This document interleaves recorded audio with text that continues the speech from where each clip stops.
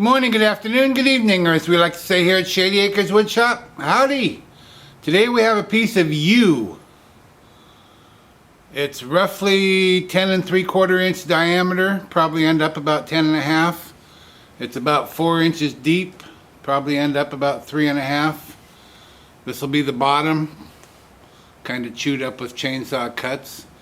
We've got a big natural void here. I've drilled a hole there in the center for my woodworm screw. We're going to get over here to the lathe and start turning. Now because of this large void here, the piece is way out of balance, so I can only turn it about 490 RPM. And you're probably wondering, hey Phil, you didn't say who sent you that wood, like I do in every other video, because I get so much wood from my really terrific viewers, which I cannot express my gratitude enough. There was a comment recently about, hey, do you ever turn any of your own wood? So I thought I'd turn my own piece of wood. So anyway, this is yew, and it's been here on the property for a number of years.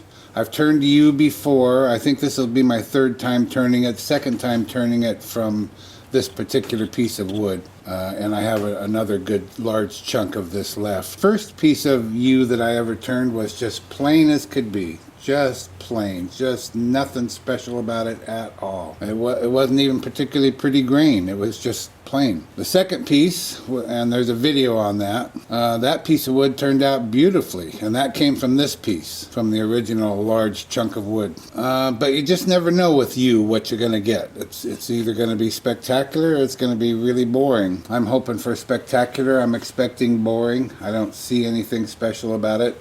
There's not going to be a lot of unique features to this piece. It's just going to be a nice largish bowl. Because it's out of balance, 490 RPM, 5/8 inch bowl gouge. I'm going to wear a glove because this is going to hurt. Mask and face shield on.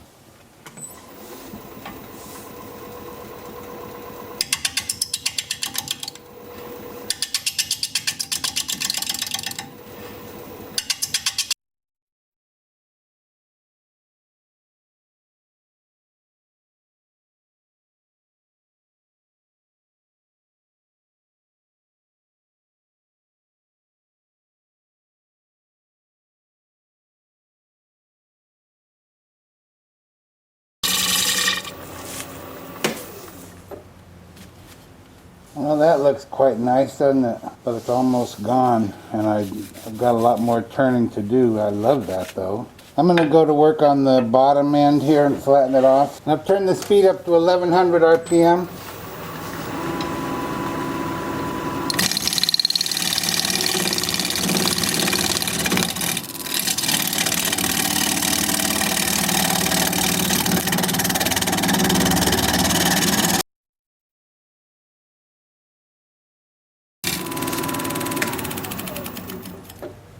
See if I left enough room there for a tenon.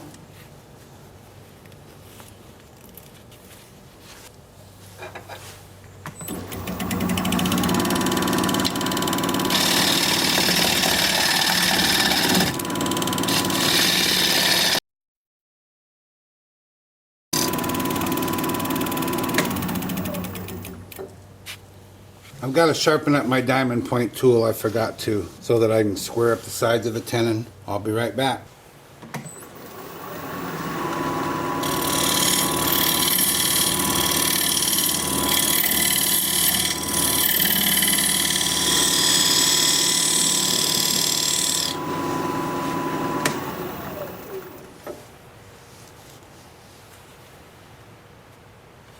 And that's good. I just want to spend a minute rounding up my edge here. I don't know if I'm going to leave a thick border or what, but it's not round and I want to round it up.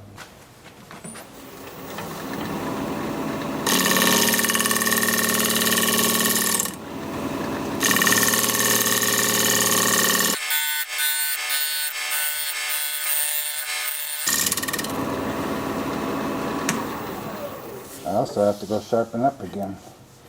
Let's see.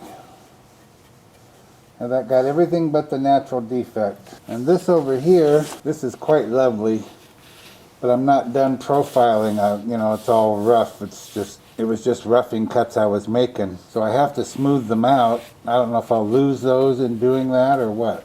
Anyway, I'm going to sharpen up.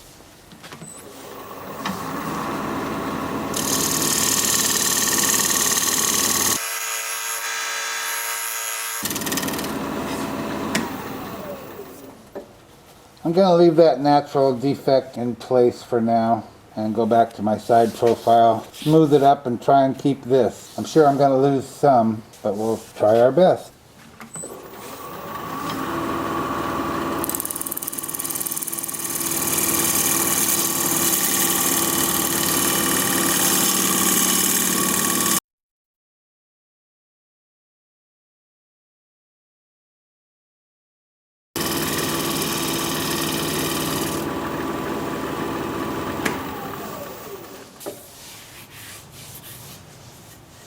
Okay, that's very nice. I'm going to go back and smooth up my base.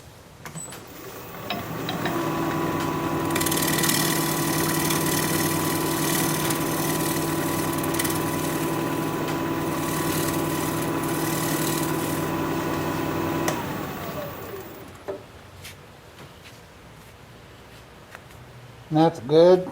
Time for sanding. The lathe will be spinning in reverse at about 300 RPM. I'm going to use my 2-inch disc sander starting with 80 grit, even though this is quite smooth. There's just a little bit of torn grain at the end grain here, and here. Not much I can do about that except sand it, which is what I'm going to do as soon as I get my mask on.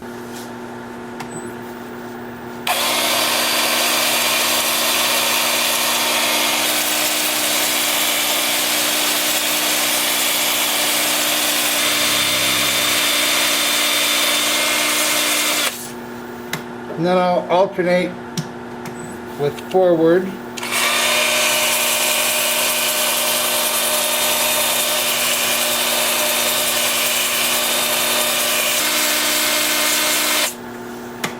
And then to get in here, I'm just going to peel off each disc as I go through them. And I'll just hold it up here and sand this interior part. And maybe this little corner right here. So I'm going to work up through 400 grit, and I'll bring you back when it's time to put some finish on here. I want this piece to be food safe, so I'm using shellac base sanding sealer, and then shellac as a final finish. And this is just silky smooth, so it may only take one coat of sanding sealer. Well, it's silky smooth except for this right here, this degraded area. I'm going to have to use a brush to get in there. It is a nice kind of golden color, huh? Actually, I'm kind of getting 2 coats on it right now. I already went all the way around, covered everything, and now I'm going a second time. Now I'll get a brush and do this part. Actually, it goes back in there a little ways. A good 1/8 of an inch, maybe more, in this one spot right here. And that's why I can't get the walls too thin. And I'll wipe that again in a second here. I want to get this edge up here. Like I said, I'm not sure I'm going to leave this defect in place for the final turning, but just in case I do, I want to get some finish on it. Has a lot to do with how flat the top is or not. It's not quite flat. So I'm going to have to turn some of this away anyway. Now I've just put fresh sanding sealer on the rag, and I'm going over it again.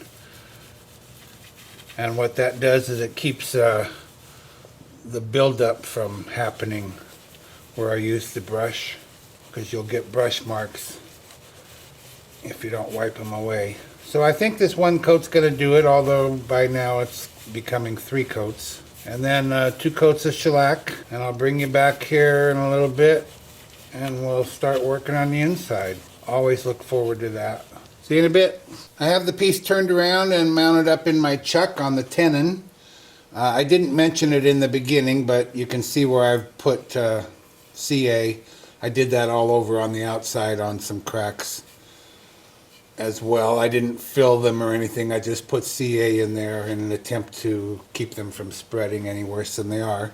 I'm a little worried about this knot right here, because it corresponds with a defect on the outside. So I don't know how thin I can make these walls. We'll just have to kind of guess as we go.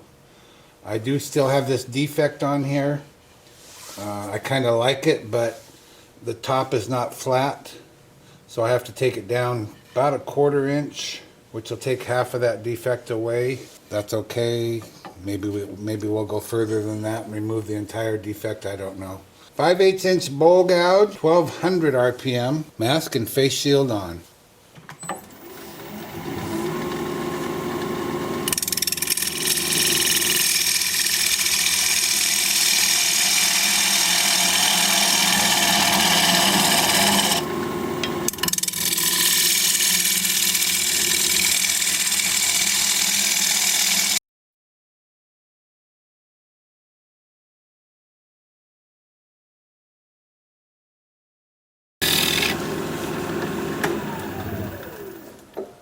Checking on my knot. Boy, I really didn't want wall that thick. I'm having a hard time with the tailstock here getting a good angle.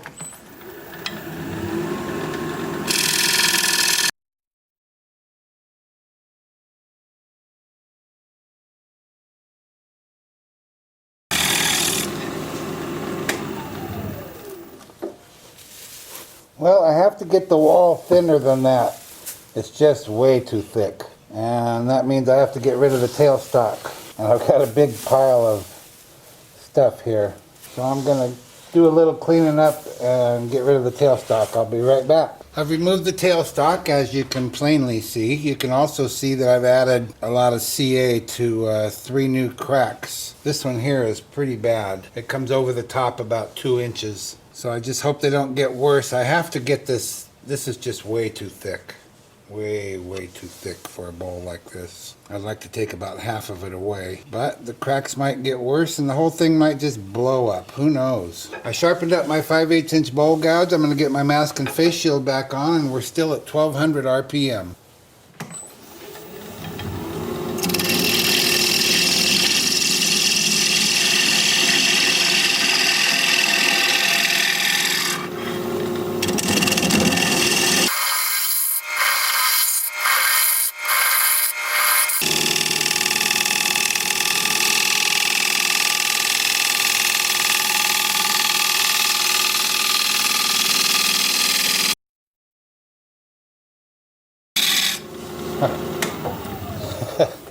I wish you could see the camera. It's just covered, isn't it?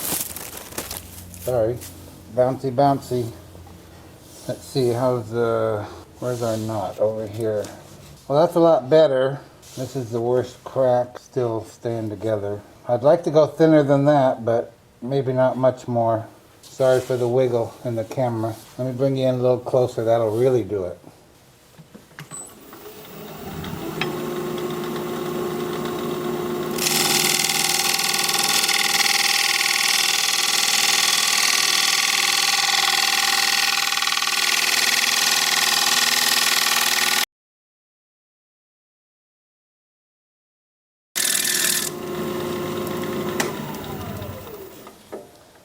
That might be thin enough. I don't want this falling out of here. It's about 3/8 of an inch or so.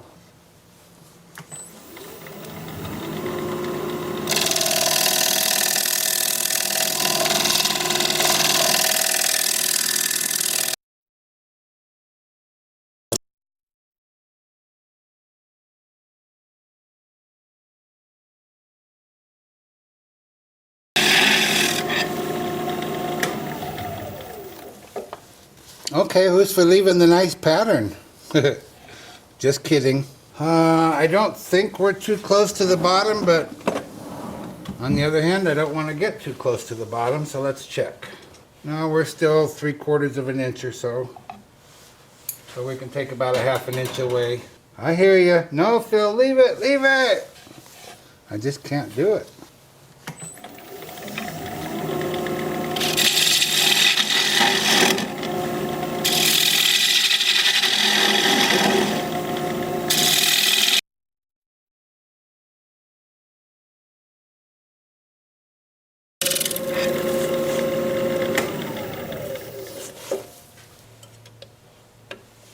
Whoa, that's it, 1/4 inch. Okay, I guess we'll scrape it.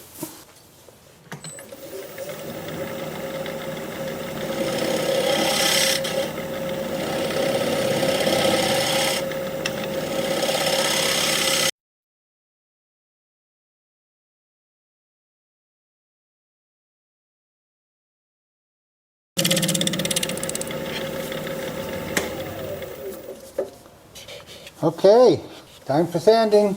I'm going to start sanding with 2-inch sanding disc, 80 grit. I'm going to start in reverse. I'm going to work on this side, and then I'll switch to forward and I'll work on this side. And I'll show you how that's all going to work as soon as I get my mask on. Lathe is spinning in reverse at 300 RPM.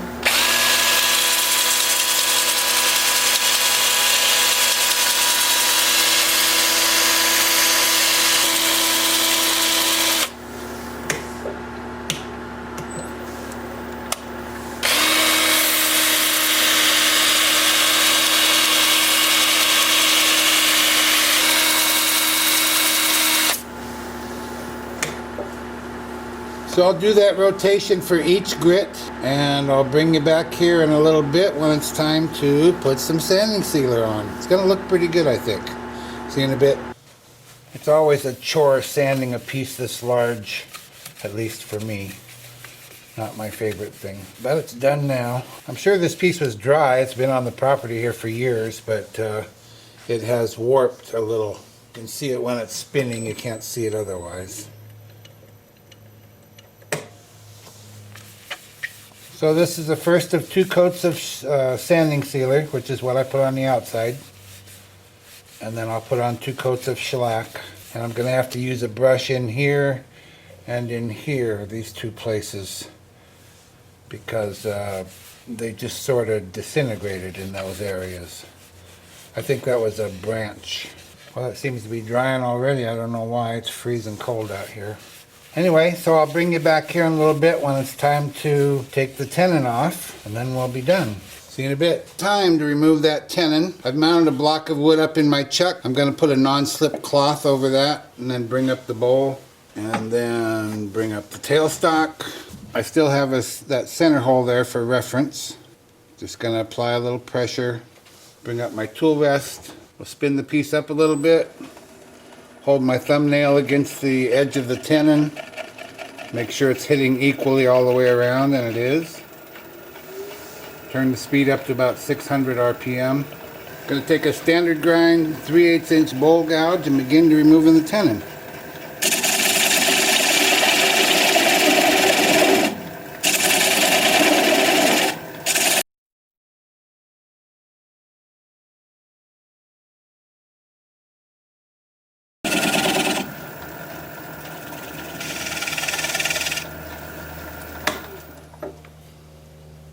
Now I want to check for clearance, and I barely have clearance. I'm going to turn the speed down to about 400 RPM because it's getting fairly small, and just keep working it away.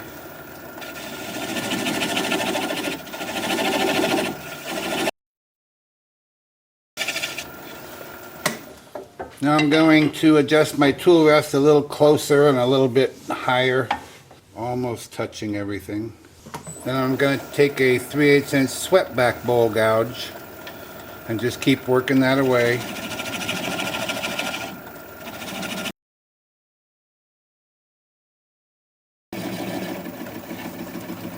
Now I'm going to turn the speed down to 200 RPM, and I'm going to apply the bevel of the gouge against the bottom of the bowl.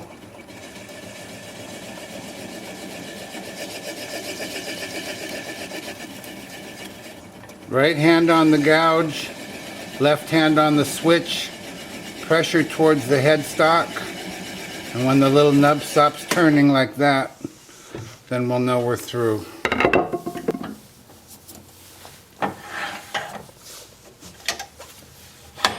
Then I'll just take it over here to the workbench, sand it up, sign it, get it finished, and I'll be right back. Well, there we have it. 1 YEW bowl in the books. Nothing really outstanding about this piece. It's got the little bit of nature right here. It's got a little nature over here. That's quite nice right there, I think. On the inside we have corresponding nature. Now again, this is dished out. I don't know if that shows on there, but it goes back in there a little ways. There's the bottom all finished up. It's a nice bowl. It's not what I normally do, but it's what I did today. It does have some cracks. That's a pretty good sized one right there.